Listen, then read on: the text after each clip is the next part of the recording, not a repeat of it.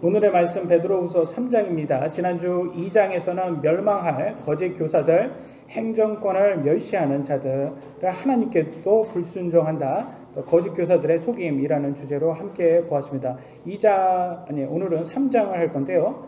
3장 1, 2절부터 같이 한번 읽어보도록 하겠습니다. 베드로후서 3장 1절, 1, 2절 이렇게 나왔습니다. 사랑하는 자들아, 내가 이제 둘째 서신을 너희에게 쓰노니 내가 이 두 서신 안에서 기억을 통해 너희의 순수한 생각을 일깨우고자 함은 너희가 전에 거룩한 대언자들이 전한 말씀들과 주 곧 구원자의 사도인 우리에게 받은 명령을 명심하게 하려 함이라.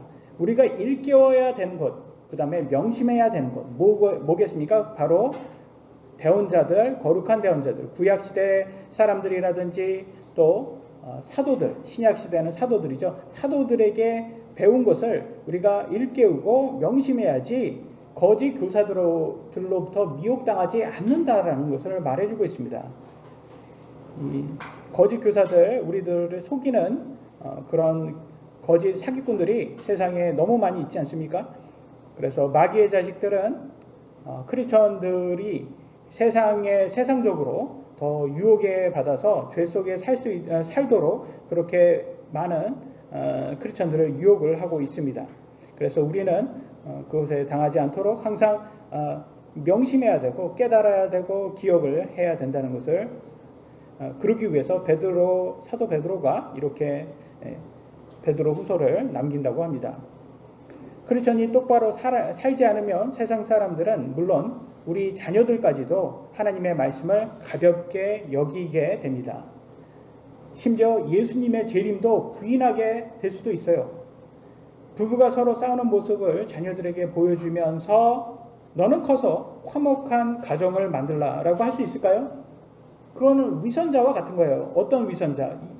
한국에 그런 아버지들 있잖아요. 자기는 담배 피우면서 자녀들에게 넌 커서 담배 피우지 마. 내로남불식이잖아요. 그런 위선자의 모습과 같다는 거죠.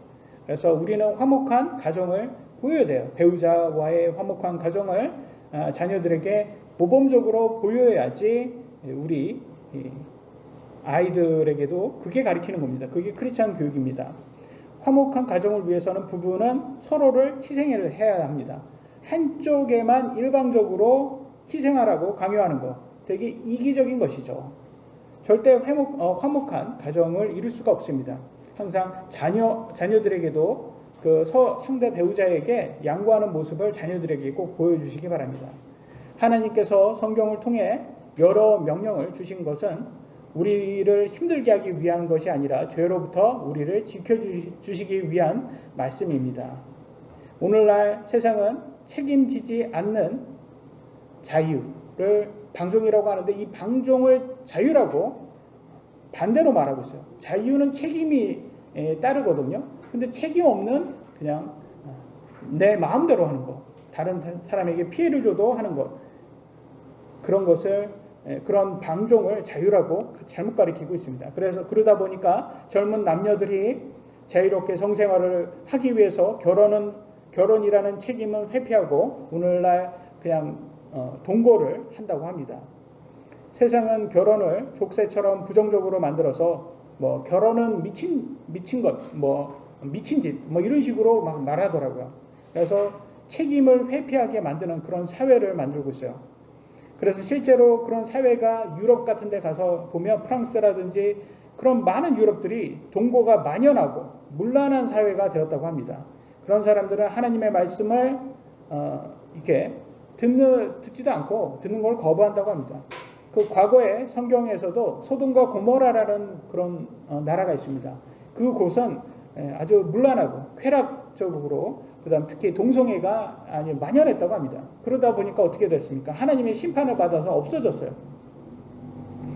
그래서 지금도 하나님께서 심판을 기다리고 있습니다. 하나님께서는 지금 long suffering, 오래 참음으로 기다린 거예요. 한 사람이라도 더 회개하라고. 그런데 많은 사람들이 자신의 정욕을 채우기 위해서 하나님의 말씀을 비웃고 심지어 예수님을 부인하는 그런 사람들이 세상에 나온다고 합니다. 그래서 첫 번째 주제는 재림을 조롱하는 자들입니다. 재림을 조롱하는 자들. 베드로후서 3장 3절로 4절에 이렇게 나왔습니다. 먼저 이것을 알라. 곧 마지막 날들에, 지금 우리가 마지막 날들에 더 가깝잖아요. 지금 나오는 애들이, 이런 애들이 나온다는 거예요. 비웃는 자들이 와서 뭘 비웃겠습니까? 하나님의 말씀을 비웃는 사람들이라는 거예요.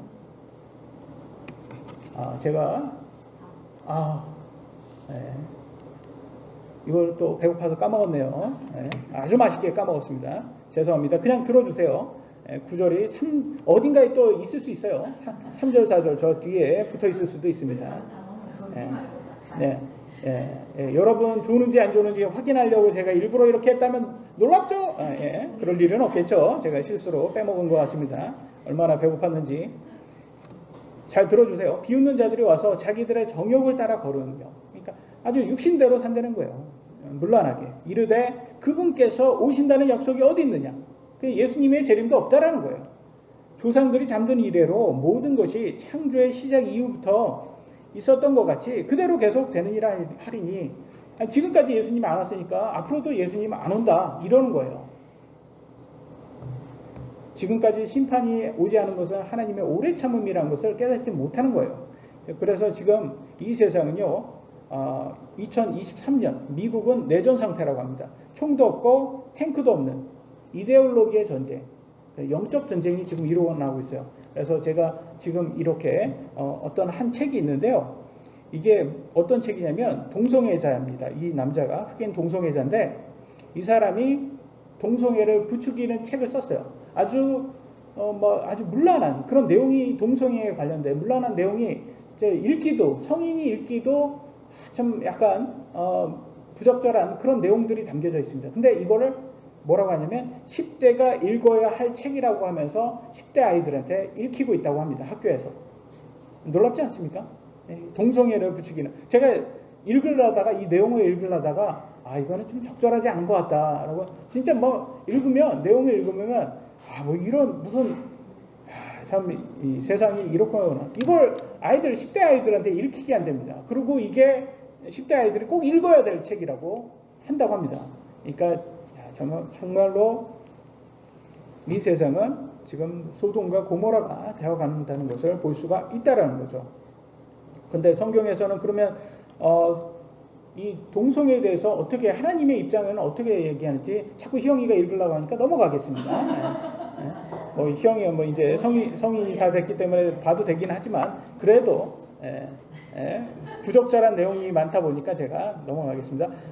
하나님의 입장, 동성애에 관련한 하나님의 입장을 제가 보여드리겠습니다. 로마서 1장 25절부터 27절에 이렇게 나왔습니다. 그들은 하나님의 진리를 거짓으로 바꾸고 하나님의 말씀을 거짓으로 바꾼답니다. 창조자보다, 하나님보다 창조물을, 이 인간이나 세상의 모든 것들을 더 경배하고 섬겼느니라. 그분은 영원히 찬송 받으실 분이시로다. 우리 아멘. 하나님만이 찬송받아야 되는데 인간이라든지 다른 것을 우상 숭배하고 있다는 거예요. 이런 까닭에 하나님께서 그들을 수치스러운 애정에 내주셨으니 라고 말하고 있습니다.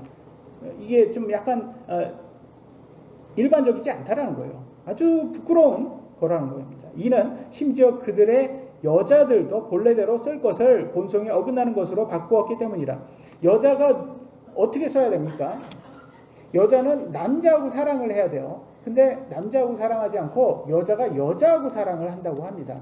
그러니까 굉장히 본성은 여자가 남자하고 사랑해야 되는데 여자가 여자하고 사랑하는 그런 수치스러운 애정을 갖게 한답니다. 이게 하나님께서 그들에게 저주를 준 거예요. 27절, 남자들도 이와 같이 본래대로 여자 쓰기를 버리고 서로를 향해 욕정이 부릴 듯하여 남자가 남자와 더불어 보기 흉한 짓을 행함으로 자기 잘못에 합당한 보응이 뭐겠습니까? 에이즈라든지 성병이겠죠. 자기 속에 받았느니라. 이게 하나님께서는 흉한 짓이라고 합니다. 동성애를, 이게 말 자체도 동성애잖아요. 사랑이 아니에요. 사실은 잘못된 말이에요. 동성 흉한 짓이에요. 정확하게 말하면 동성 흉한 짓이라고 해야지 맞는 건데 동성애가 아니라는 거죠. 사랑이 아닌 거죠. 근데 그렇게 하면 무슨 차별이다 이렇게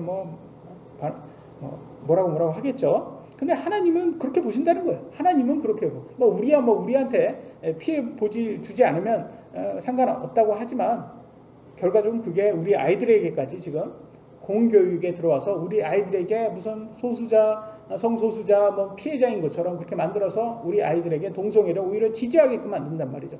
근데 성경에는 동성애를 지지해도 심판을 받는다고 나와 있습니다. 동성애를 지지해도. 어떻게 보여드리겠습니다. 로마서 1장 32절. 그들이 이런 일들을 행하는 자들은 죽어 마땅하다는 하나님의 심판을 알고도 하나님이 심판받는다는 거예요. 죽는 심판을 받는다는 거예요. 같은 일들을 행할 뿐 아니라 동성애를 행할 뿐 아니라 그런 일들을 행하는 자들을 기뻐하느니라.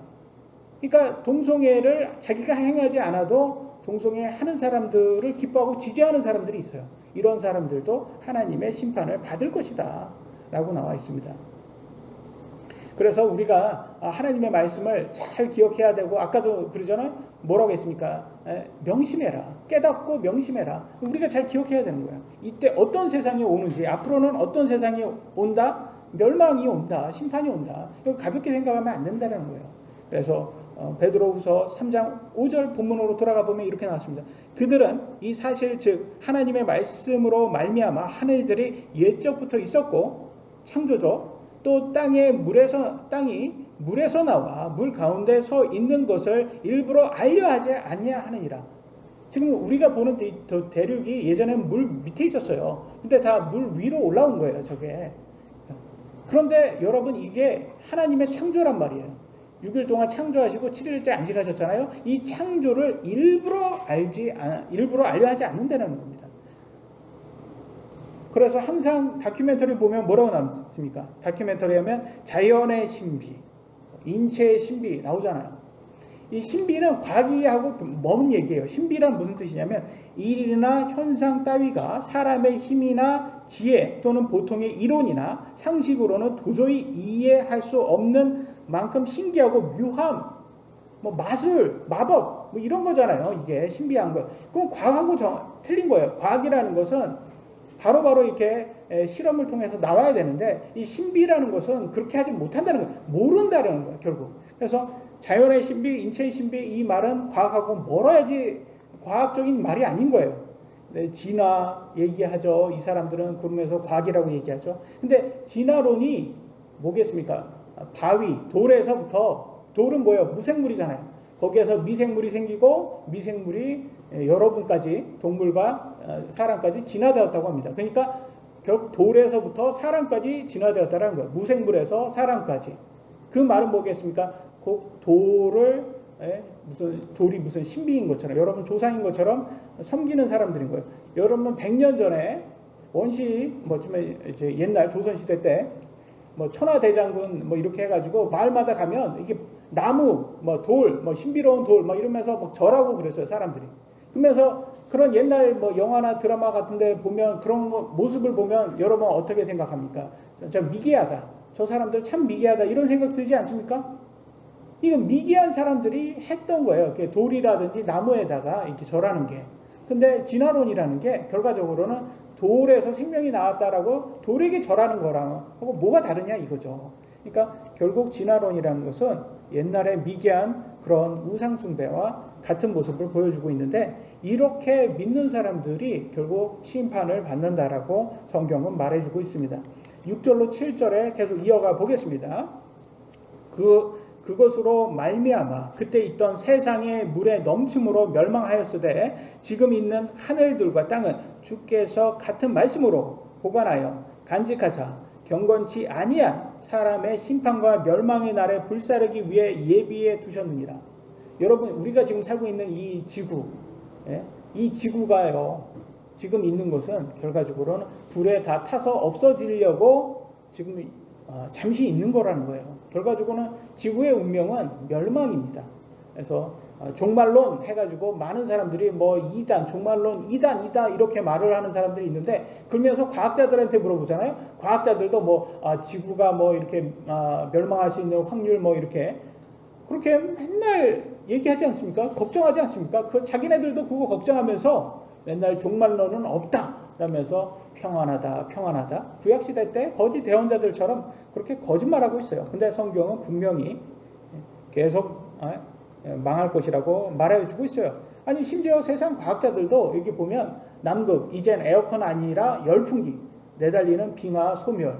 그래서 말했잖아요. 자기네들도 그러잖아요. 지금 이게 데워지고 있다 나라가 아니 이 지구가 지구 온난화라고 해가지고 다 녹고 있답니다. 자기네들도 걱정하면서 맨날 종말이 없다라고 항상 듣기 좋은 소리만 하고 있다라는 거죠.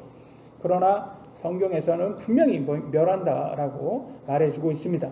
그러면 사람들이 그럴 거예요. 나중에 나는 뭐 교회도 안 다니고 하나님도 몰랐고 창조도 몰랐고 하나님 나중에 만약에 죽어서 하나님 앞에 가면 몰랐다고 해야지.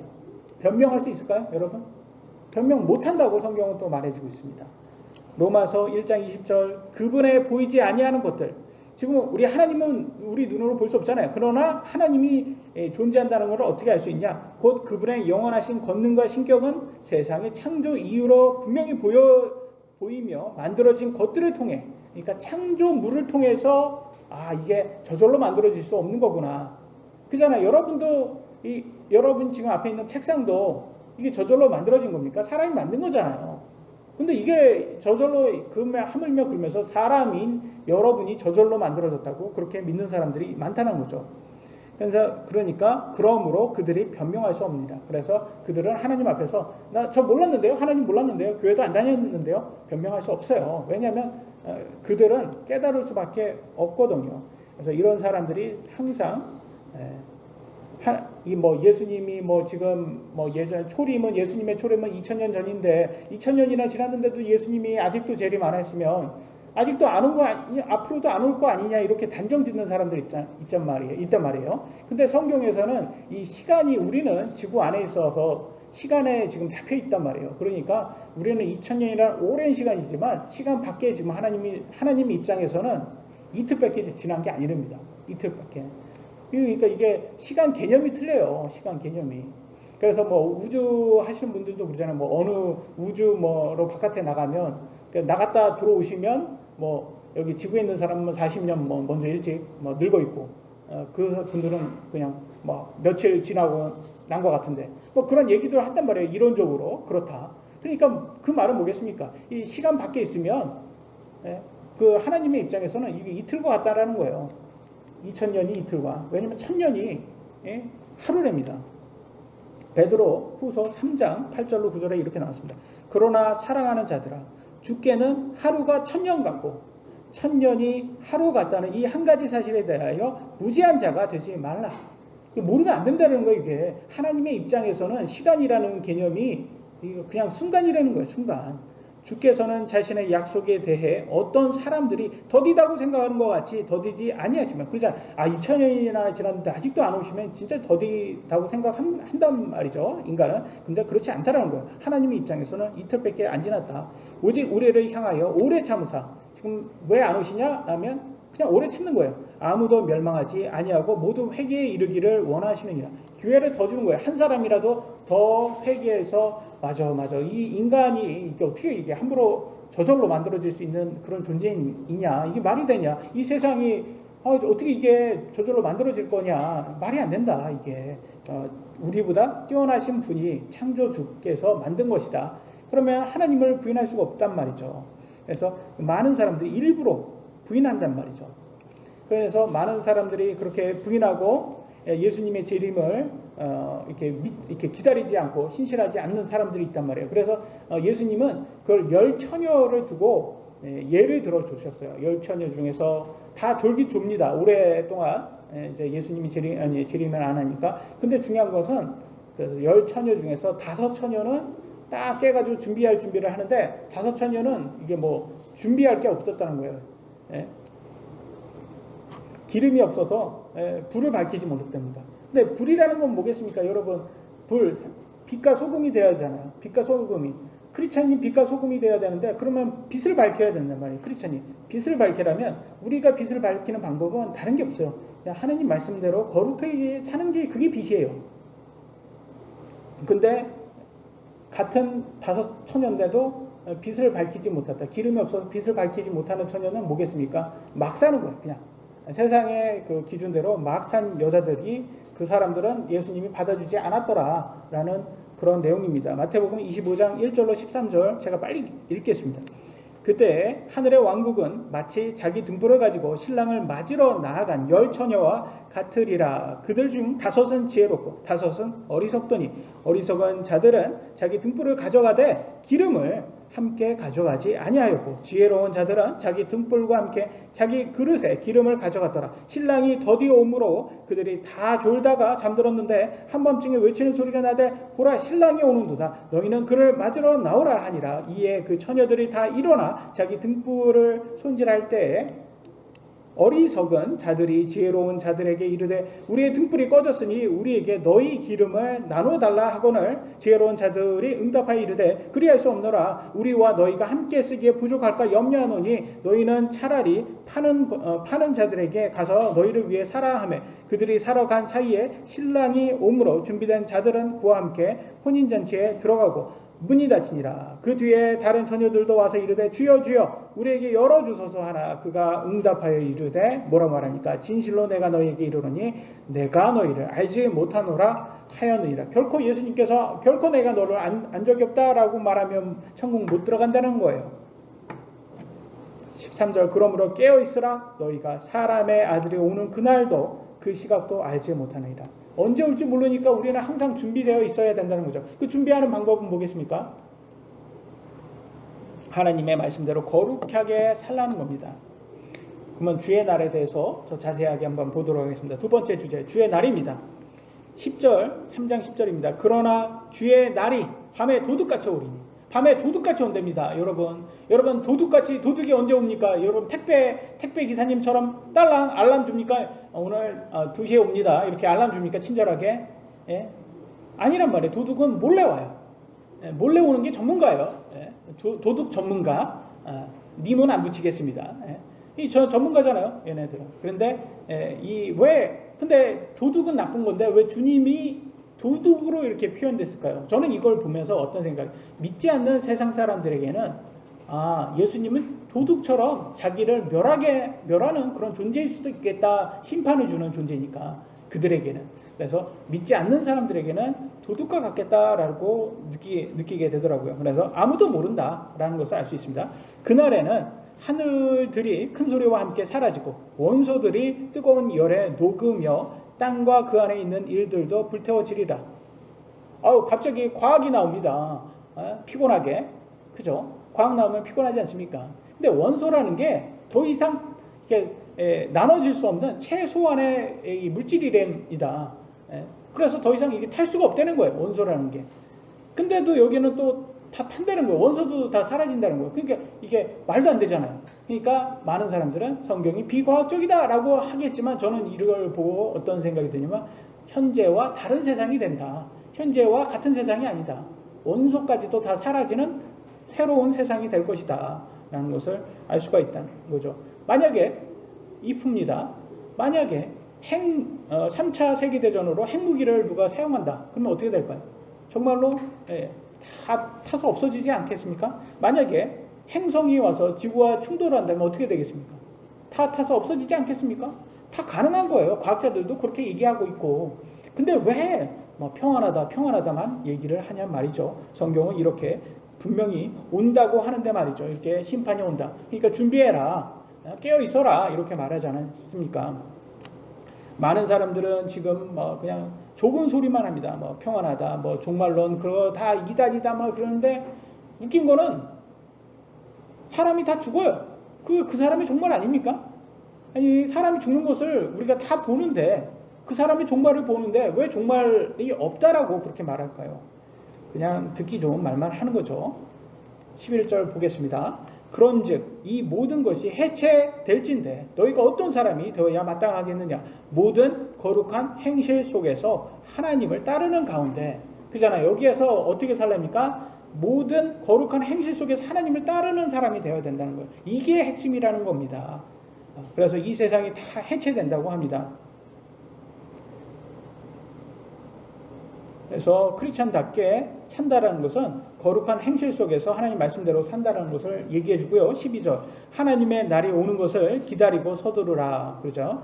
잘 기다리기 위해서는 우리가 하나님 말씀 잘 들으라는 거죠. 그날에 하늘들이 불이 붙어 해체되고 원소들도 뜨거운 열로 녹으려니와 라고 나와 있습니다. 이건 이게 어떻게 가능하냐, 말이 안 된다라고 할 수도 있어요. 근데 이 지금 서신을 쓴 분이 누구예요? 사도 베드로죠. 베드로의 직업이 뭡니까? 과학자 선생님, 과학 선생님 맞습니까? 어부죠. 똑똑하지 않은, 교육받지 못한 그런 분이셨어요. 그때 그런 분이 성령님의 영감으로 이렇게 과학적인 말을 한단 말이에요. 근데 현재 과학에서는 이게 말이 안 될 수도 있어요. 그런데 사실 성령님에 의해서 말을 한 거기 때문에 이게 새로운 세상에 대한 예언일 수도 있는 거고, 각자 이렇게 놀라운 일인 거예요. 그래서 심지어는 사도들이 이렇게 복음 전할 때도 저 사람들 저 글이나 읽는 사람이야, 저거 똑똑하지도 못한 사람이 어떻게 저렇게 예수님의 복음을 저렇게 잘 전하지? 하며 종교 지도자들, 오늘날로는 정치인들, 똑똑한 사람들이 놀랐다고 합니다. 보겠습니다. 그 구절에 이렇게 나왔습니다. 사도행전 4장 13절에 그들이 학문 없는 무식한 사람인 줄로 알았으므로 이상히 여기며, 쟤네들 배운 것도 없는데 어떻게 저렇게 말을 잘하지? 이상히 여겼다는 거예요. 어떻게 저렇게 하나님의 말씀을 잘 전하지? 이상히 여겼다라는 거예요. 그러니까 이 성령님에 의해서 우리가 깨닫는 거예요. 여러분, 하나님의 말씀이 참 이렇게 보니까 어떻게 깨달아지시잖아요. 이해되시죠? 그죠? 우리가 똑똑해서가 아니에요. 세상적으로 우리가 그렇게 세상적으로 볼 때는 여러분 여기에서 무슨 판사도 있고 의사도 있고 변호사도 있고 과학자도 있고 정치인도 있습니까? 여기에 없죠. 않아요. 우리는 그냥 평범한 보통 사람들이에요. 똑똑하지 않고 어떻게 세상적으로 보면 어리석은 사람들이에요. 그럼에도 불구하고 하나님을 믿고 하나님의 말씀을 보니까 이게 깨달아지는 겁니다. 그래서 하나님은 우리를 오히려 선택을 했다고 말합니다. 고린도전서 1장 27절에 이렇게 나왔습니다. 그러나 하나님께서 지혜로운 자들을 당황하게 하려고, 여기 지혜로운 것은 세상적으로 지혜로운 사람들을 얘기합니다. 세상적인 사람들을 당황하게 하려고 세상의 어리석은 것들을 택하시고, 세상의 어리석은 것은 우리들이에요. 세상적으로 보기에는 하나님 믿는 사람이 어리석은 사람이에요. 우리를 택하시고 하나님께서 강한 것들을 당황하게 하려고, 그래서 강한 것이 뭡니까? 이 세상을 지배하는 사람들이죠. 하나님을 믿지 않는 그런 사람들을 당황한다. 언제 당황하겠습니까? 예수님 재림하면 심판이 오면 당황할 겁니다. 세상에 약한 것들을 택하시면, 우리가 약하지 않습니까? 그래서 하나님께서 우리를 택했다고 말하고 있습니다. 3장 13절 베드로후서, 그럼에도 불구하고 우리는 그분의 약속에 따라 의가 거하는 새 하늘과 하늘들과 새 땅을 기다리는 도다라고 하고 있습니다. 그러니까 이 지구, 현재 우리가 살고 있는 지구는 다 불타서 없어지고 새 하늘과 새 땅, 새 예루살렘이 이 땅에 온다라는 거예요. 완전히 새로운 세상이 된다는 것을 알 수가 있습니다. 그곳이 천국이라는 거죠. 마태복음 6장 10절에는 이렇게 나왔습니다. 아버지의 왕국이 임하시옵시며 아버지의 뜻이 하늘에서 이루어진 것 같이 땅에서도 이루어지다라고 말하고 있죠. 그러니까 천국에는 이미 이루어졌잖아요. 천국이. 그러니까 그것처럼 이 땅에도 천국이 이루어진다라고 말해주고 있습니다. 마지막 주제입니다. 굳건히 서라 라고 나와 있습니다. 굳건히 서라. 베드로후서 3장 14절에는 이렇게 나왔습니다. 그러므로 사랑하는 자들아, 너희가 그러한 것들을 기다리나니, 예수님의 재림을 기다리고 있죠.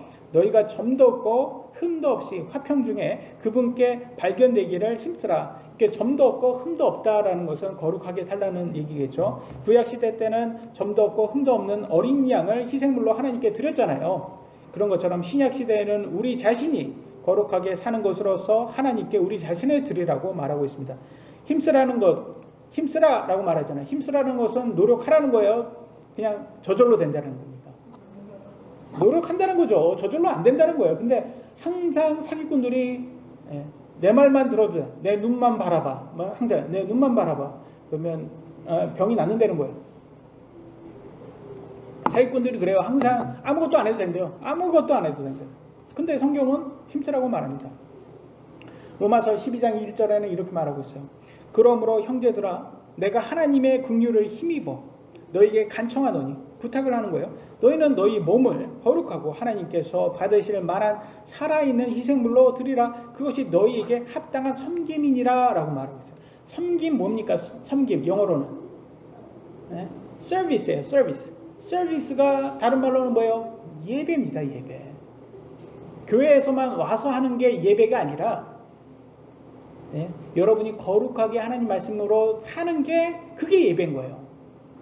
그게 진정한 예배인 거예요. 진정한 예배자가 되려면 맨날 이렇게 말만 하는 게 아니라 하나님 말씀대로 거룩하게 사는 게 우리 몸을 이 세상의 그런 것서부터 허락하지 않는 것이 진정한 서비스다. 예배다. 에베소서 5장 27절에도 나옵니다. 또 그것을 점이나 주름이나 그런 것이 없는 영광스러운 교회로 자기를 위해 제시하려 하심이며 교회가 거룩하고 흠이 없게 하려 하심이라. 교회잖아요. 교회. 교회가 건물이 아니에요. 여러분이 교회입니다. 성도들이 교회입니다. 교회가 흠이 없어야 된다는 거예요. 근데 교회 성도들이 고린도 교회처럼 간음하고 음행에 빠져 있다면 그게 잘못된 교회라는 것을 말해주고 있는 겁니다. 베드로후서 3장 15절로 16절 본문으로 돌아가겠습니다. 또 우리 주의 오래 참으심이 구원인 줄로 여기라. 심지어 우리가 사랑하는 형제 바울도 자기가 받은 지혜대로 너희에게 이같이 썼고 또 그의 모든 서신에서도 이것들에 관해 그 안에서 말하였으되 그 안에 깨닫기 어려운 것이 더러 있으므로 배우지 못하여 불안정한 자들이 다른 성경 기록들과 같이 그것들도 왜곡하다가 스스로 파멸에 이르르니라 라고 나와 있습니다. 여러분, 이 사도 바울은 그 당시에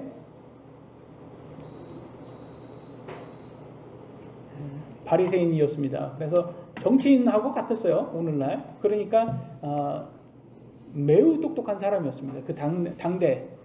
그러니까 바울의 서신이 조금 어려울 수가 있는 거예요. 보통 사람들에게는. 근데 좀 어렵다고 우리가 이해를 못할 정도는 아니었지만 많은 사람들이 내 멋대로 성경을 해석을 하면 안 되는 이유가 있는 거예요. 왜냐면 모순이 생깁니다. 여러분, 성경에서 어떤 부분에서 이렇게 나왔다고 해서 그냥 그렇게만 해석을 하면 안 되는 게 아니라 하면 안 되고, 이 성경과 뭐 사도 바울의 서신과 베드로 서신과 이렇게 비교를 하면서 이 모순이 없어야 되는 거예요. 모순 없이 해석을 하는 게 가장 바른 해석이 나옵니다. 근데 이 모순이 되니까 그냥 없어.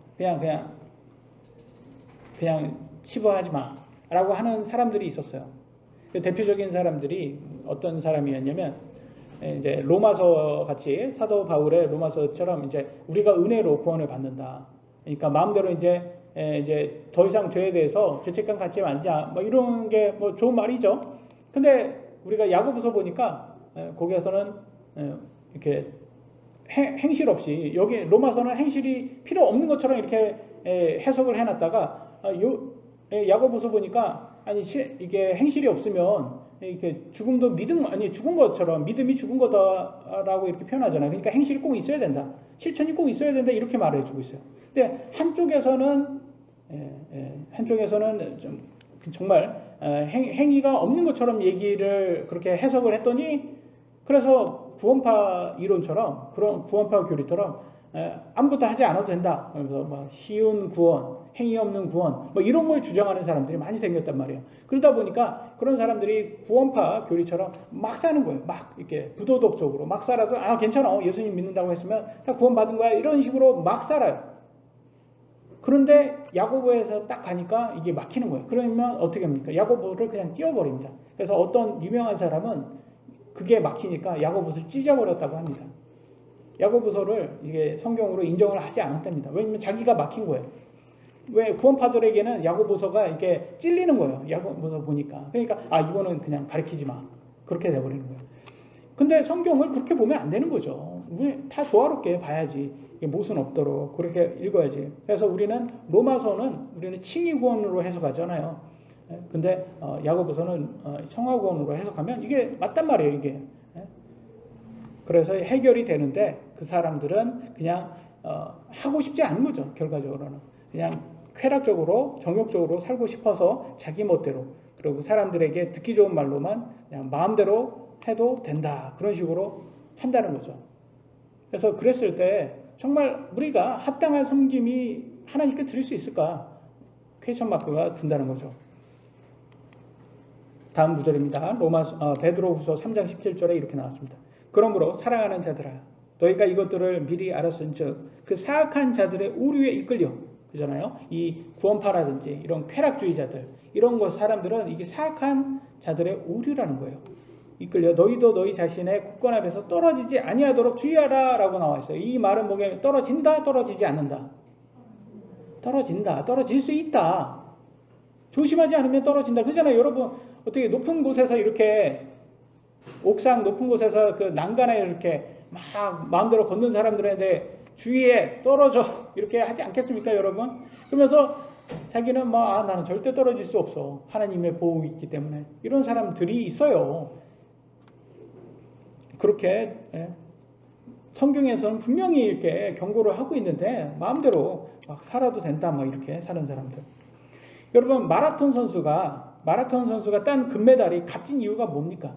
그들의 땀과 노력이 숨어 있고 절제, 인내, 그 금메달 안에 다 포함되어 있잖아요. 근데 여러분 수빈이가 하듯이 편의점 가가지고 2,000원이면 사는 초콜릿 금메달을 그거를 딱 사고 엄마 나 금메달 땄어 이렇게 딱 했는데 엄마가 그걸 보면서 내 아들의 노력과 땀이 여기에 다 담겨져 있구나. 편의점 2,000원짜리 초콜릿 금메달이 그렇게 누가 그걸 생각합니까? 그죠? 그러니까 가치가 없어져 버린다는 거죠. 그렇게 가볍게 여길 수 없다라는 거예요. 왜냐면 그건 그냥 2,000원이면 누구나 살 수 있는 거니까. 근데 금메달은 절제와 인내가 있잖아요. 그 안에 땀이 있고 노력이 있잖아요. 그러니까 우리의 구원도 마찬가지가 아닐까 싶어요. 하나님께서 하나님의 말씀을 이렇게 주시고 우리가 그 말씀대로 우리가 잘 살았으면 우리가 금메달이 되는 거예요. 하나님께서 그 보상을 금메달처럼 주신다는 거예요. 그런데 막 살아보세요. 그러면 그거 완전히 뭐라고 하는 거예요. 그거는 정말 아이들처럼 아주 미숙한 아이들처럼 그냥 컨비니언스 스토어에 그냥 2,000원짜리 초콜릿을 보고 그런 식으로 구원을 취급하는 게 아닌가 싶다라는 거예요. 그게 구원파의 모습이라고 저는 생각이 됩니다. 그들은 그냥 하나님의 말씀을 아주 가벼운 그렇게 만들어 버린다는 거죠. 그래서 우리는 조심해야 된다. 그들의 사탕발림. 왜냐하면 그들은 사악한 오류이기 때문에 사악한 자들이고 오류인 사람들이기 때문에 그렇습니다. 마지막 구절입니다. 베드로후서 3장 18절. 오직 은혜 안에서 자라고 우리 주 곧 구원자 예수 그리스도를 아는 것에서 자라라. 그분께서 영광이 이제와 영원토록 있기를 원하노라. 아멘. 우리가 성장한다. 영적으로도 성장합니다. 몸으로도 성장하듯이 지금 우리 아이들 우진이나 형준이 얼마나 많이 성장했습니까? 옛날에 제가 봤을 때 옛날 사진 보세요. 얼마나 쬐끔해가지고 얼마나 귀엽고 그랬지만 얼마나 쬐끔했습니까? 근데 지금은 이제 거의 저하고 키가 비슷한 정도로 컸어요. 우리 아이들이 이렇게 그냥 몸도 이렇게 성장하는 것처럼 영적으로도 우리가 성장해야 된다는 것을 예수 그리스도 안에서 자라라고 그러지 않습니까? 성숙해져야 된다. 성숙해야 된다는 것은 뭐겠습니까? 인내와 이런 것을 절제를 더 잘하는 거예요. 그러니까 어른들도 힘든 거 하면 힘들어요. 그렇지 않습니까, 여러분? 여러분들도 오래 걸어봐요. 힘들잖아요. 근데 우리 아이들은 몰라요. 그 힘든 거를. 제가 우리 아이들에게 아빠도 미국에서 유학 생활할 때 얼마나 고생했는지 아냐. 잠 못 자고 그때 그 데피테이션 할 때 얼마나 고생했는지 아냐. 이렇게 말하면 우리 아이들이 아빠가 무슨 고생을 해봤어. 뭐 이럽니다. 아빠가 언제 고생을 해봤어. 우리 아이들은 기억을 전혀 못하죠. 애들은 그때는 기저귀 차고 있을 텐데 그때는. 근데 제가 어저께도 저희 선교사님하고 네팔 선교사님하고 얘기를 하는데 우리 같이 신학교 다니잖아요. 그때 둘 다 너무 없어가지고 가난한 유학생이라 그 선교사님은 나무를 자르고 저는 페인트 칠을 하고 조금은 학비를 벌려고. 그러니까 사람이 이게 한국 사람인데 멕시코 사람이 돼버렸어요. 까맣게 타가지고 그냥 살 색깔이 빨개요 그냥. 그래서 레드넥이라고 한단 말이에요. 미국에 있는 목이 타가지고 목이 빨개가지고 레드넥. 그래서 미국의 우리나라 말로는 시골 사람, 시골 촌사람을 레드넥이라고 그래요. 하도 밭에서 일을 많이 해서 목이 빨개게. 그러니까 우리가 그렇게 돼버렸어요. 레드넥이 돼버렸어요 거기에서. 그러니까 그 얘기를 하는 거예요. 우리 그때 얼마나 고생을 많이 했냐. 정말 없었거든요. 정말 우리 둘 다 너무 없어가지고 참 그때 힘들게 살았거든요. 그 지금에 대해서는 얼마나 많이 바뀌었어요. 지금 얼마나 하나님께 감사를 할 정도로 이렇게 바뀌었습니까? 그런데 우리 아이들은 전혀 모르더라고요. 그 얘기를 하면 전혀 모르죠. 왜냐면 지금 넉넉한 그런 우리가 셀을 다 된 다음에 우리 아이들은 다 컸으니까 전혀 모르는 거예요. 예, 부모님 고생을. 근데 부모는 그렇잖아요. 우리 부모님도 마찬가지. 우리가 어렸을 때 우리 부모님도 똑같이 우리보다 오히려 더 고생을 많이 하신 분들이에요. 그죠? 그러면서도 많은 것을 갖지 못하신 분, 우리보다도 그렇게 고생을 많이 하신 분들인데 우리가 어렸을 때는 몰랐어요. 근데 우리가 어른이 돼 보니까 우리 부모님이 힘들지 않아서 말을 하지 않았던 게 아니라 힘들었지만 말을 하지 않아온 거구나. 절제한 거고 인내하신 거구나. 이런 거를 이해가 됩니다. 근데 우리 아이들도 그래요. 우리 아이들도 부모님들이 어른들이 무시하는 게 아니라 여러분들도 앞으로 닥칠 것들이 많습니다. 근데 여러분들도 성장할 거예요. 성장한 대로 그걸 더 견딜 수 있는 힘이 생겨요. 그래서 우리도 견딘 거지. 우리도 만약에 아직도 초등학생과 같은 그런 생각을 갖고 있다면 못 견디죠. 힘들어서. 물론 참고로 저는 초등학교 입맛은 갖고 있습니다. 이렇게 변명을 한번 해봅니다. 항상 단 것만 좋아해가지고 제가. 그래서 하나님께서는 예수 그리스도 안에서 성장하기를 원한다고 하셨습니다. 우리는 성장해야 됩니다. 그래서 성장하려면 뭐겠습니까? 결과가 하나님 말씀밖에 없어요. 하나님 말씀을 계속 먹어야 되는 거예요. 먹기 위해서는 어떻게 해야 돼요? 성경 읽으셔야 되는 거예요. 그렇죠? 옛날에는 듣기만 했었어요. 옛날에는. 왜? 초대교회 때는 성경 한 권이 집 두 채 가격이었어요. 성경 한 권이. 그러니까 일반 사람이 갖고 있을 수가 없는 거예요. 그런 말도 안 되는 그런 가격이라 그러니까 성경을 볼 수는 없고 듣기만 할 수 있는 거예요. 그래서 그때는 듣는 거예요. 그래서 믿음은 들으면서 나오는 거예요. 근데 오늘날은 여러분이 읽으면서 듣는 거예요. 여러분 읽은 것이 여러분 들음이 되고 그것이 믿음이 되는 거예요. 그러니까 역시 하나님 말씀밖에 없다. 그래서 우리는 하나님 말씀을 계속 읽고 여러분 우리 그 1년 동안 다 성경 한 권 잘 읽는 거 스케줄을 잘 따라가시죠? 그래서 잘 가시고 항상 하나님 말씀을 끝까지 붙잡으셔가지고 예수님 재림하실 때 예수님이 재림할 때 수치스러운 사람이 되는 사람들은 믿음을 버린 사람들이거나 아니면 세상 사람들이 될 것이고 우리들은 영화를 얻는 그런 사람들이 됩니다. 우리 그런 성도들 될 수 있도록 서로를 위해서 기도하였으면 좋겠습니다. 예수님의 이름으로 기도합니다. 여기까지 하도록 하겠습니다. 마치겠습니다.